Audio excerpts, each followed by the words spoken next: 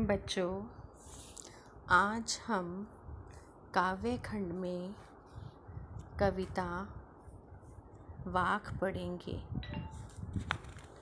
वाक के कवित्री ललित जी हैं।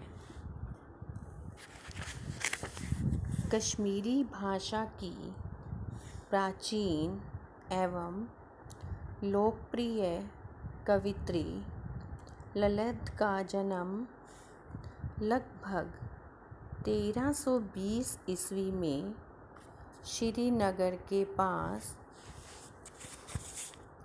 सिमपुरा में हुआ था। कवित्री के जीवन के बारे में प्रामाणिक जानकारी उपलब्ध नहीं है। किंवदंतियों से पता चलता है कि इन्हें ललेश्वरी, ललारिफा आदि नामों से भी जाना जाता है। जिस प्रकार तुलसीदास की चौपाइयाँ, कबीरदास जी के दोहे और रसखान के सवैये प्रसिद्ध हैं, उसी तरह ललित के वाक भी प्रसिद्ध हैं। वाक कश्मीरी कवित्री ललित द्वारा रचित है। इसमें 4 वाक हैं।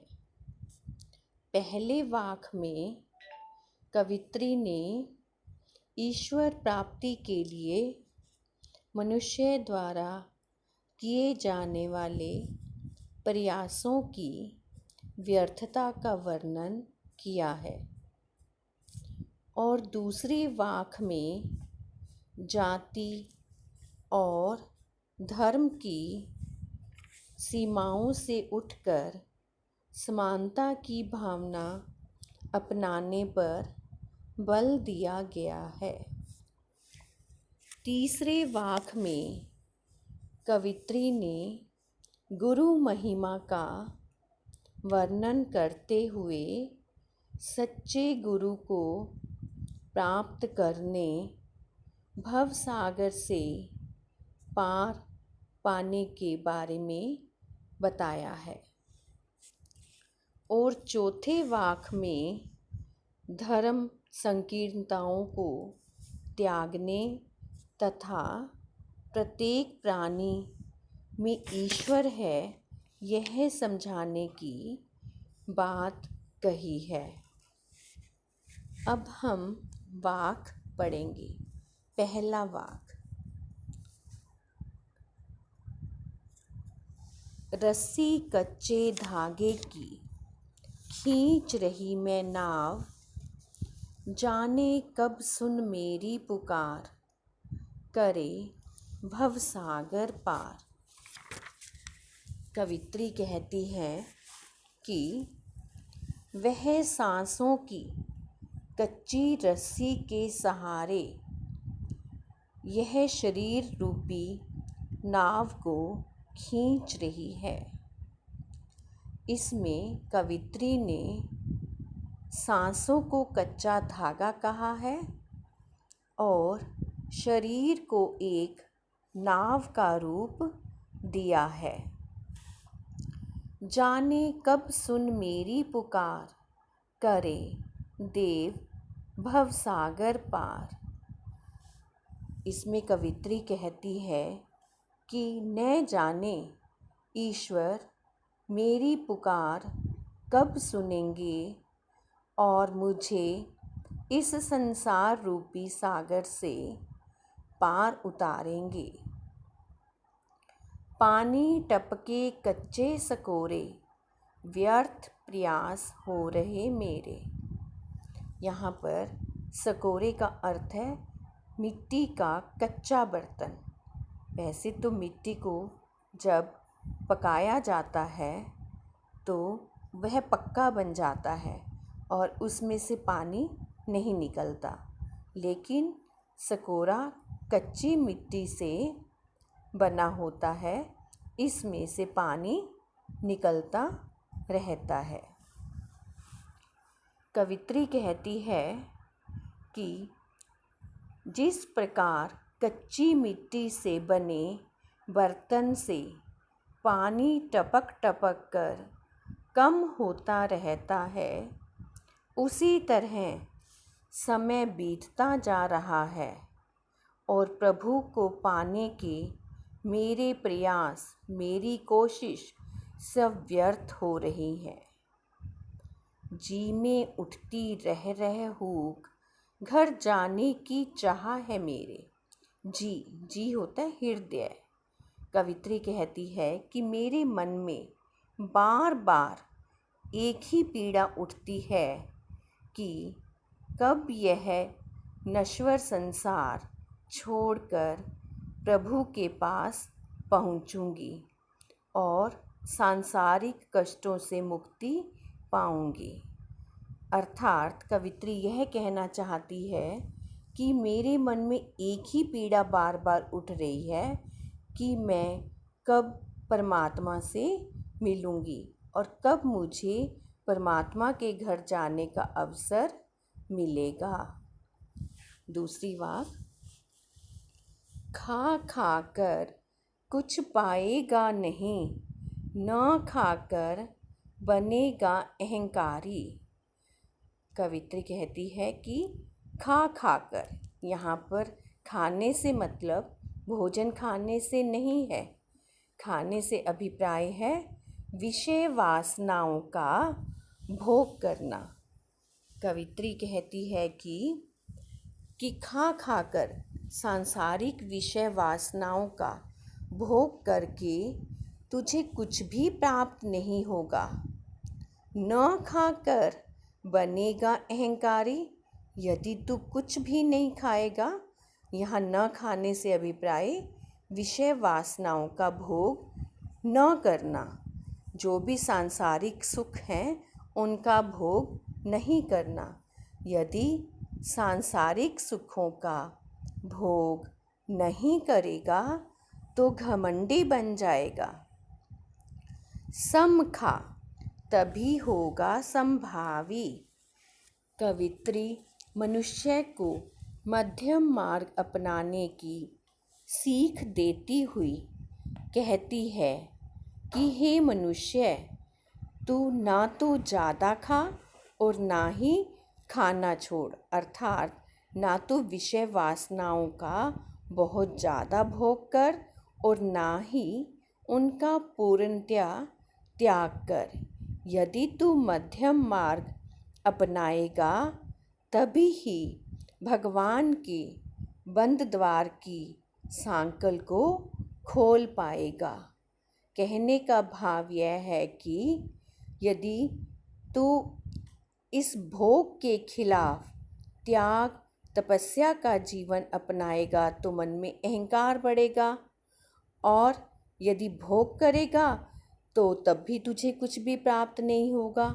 इसलिए तू इनके बीच का मध्यम मार्ग अपना। भोग, त्याग, सुख दुख के मध्य का मार्ग अपनाने से ही प्रभु प्राप्ति का बंद द्वार खुलेगा, अर्थात प्रभु से मिलन होगा। तीसरी वाक, आई सीधी राह से गई न सीधी राह, सुषुम सेतु पर खड़ी थी बीत गया दिन आहा। इसमें कवित्री कहती है कि जब मैं इस संसार में आई थी तो मैं सीधे रास्ते से आई थी, किंतु यहाँ आकर मोह माया में फंस गई हूँ। अर्थात मोह माया में फंसकर अपना रास्ता भूल गई। सुषुम सेतु पर खड़ी थी बीत गया दिन आहा। सुषुम एक सुषुम्ना रूपी नाड़ी होती है। हमारे अंदर 3 नाड़ियाँ होती हैं और जिसमें से सुषुम्ना नाड़ी प्रधान नाड़ी होती है। वह जीवन भर सुषुम्ना नाड़ी रूपी पुल पर खड़े होकर कुंडलिनी जागरण में लगी रही। इसी में जीवन बीत गया। अर्थात सुषुम्ना रूपी पुल पर वो खड़ी रही, विषय वासनाओं को भोगती रही और उसका ऐसे ही सारा जीवन बीत गया। जेब टटोली कोढ़ी न पाई, मांझी को दूं क्या उतराई। कवित्री कहती है कि जीवन के अंतिम समय में जब उसने अपनी जेब में खोजा, वैसे तो हम जेब में पैसे देखने के लिए देखते हैं जेब में हमारे कितने पैसे हैं। यहाँ पर जेब टटोलने से अभिप्राय है कि अपने अंदर झांकना कि आपने कितने पुण्य किए हैं, कौन से पाप किए हैं। जेब टटोलने से अभिप्राय अपने अंदर झांक कर देखना। जब उसने जेब में खोजा तो उसे कुछ भी हासिल नहीं हुआ। अब उसे चिंता लग रही है कि भव सागर से उतारने वाले प्रभु रूपी मांझी को उतराई के रूप में क्या देगी। अर्थात वह जीवन में कुछ न हासिल कर सकी। यहाँ पर माझी ईश्वर को कहा गया है। जिस प्रकार माझी नाविक नाव को चलाता है, उसी प्रकार ईश्वर हमारे जीवन को चला रहा है। कवित्री को लगता है कि उसके पास ईश्वर, माझी रूपी ईश्वर को देने के लिए कुछ भी पुण्य रूपी पूंजी नहीं है। उसने अपने जीवन में कुछ भी पुण्य काम नहीं किए हैं। वाक्चार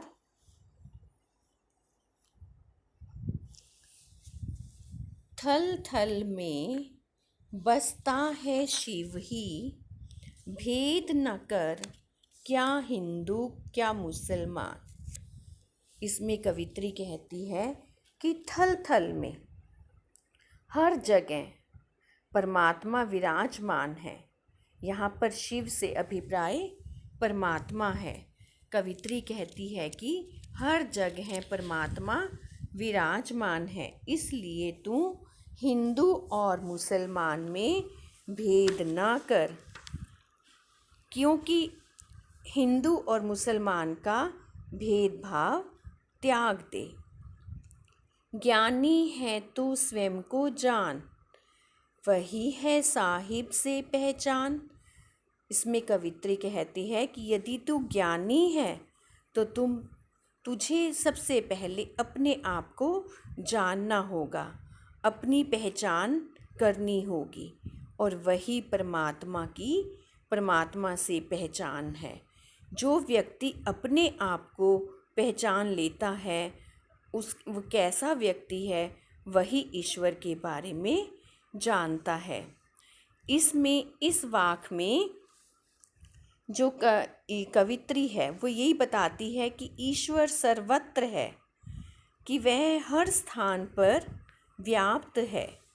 हे मनुष्य, तू धार्मिक आधार पर हिंदू मुसलमान का भेदभाव त्याग दे और उसे एक ही अपना कि परमात्मा एक है।